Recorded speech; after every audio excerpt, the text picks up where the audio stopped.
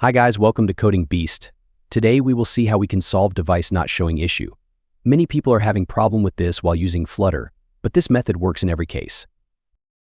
First of all, you need to check the devices connected to your system. You can use adb devices command to list all the external devices. In our case, it will show empty. Now all you need to do is kill all the open adb. So by this command, we will be terminating all instances of adb. We are doing this because sometimes IDE like Android Studio are not able to communicate with ADB. Now rerun the above command and list down the ADB devices. Now you should be able to get your device. I hope your problem is solved. You can read more about ADB here. Link is in the description. You can also check some of these quick troubleshooting steps. In some cases, these steps can be very handy.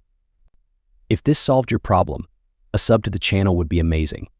See you in the next video.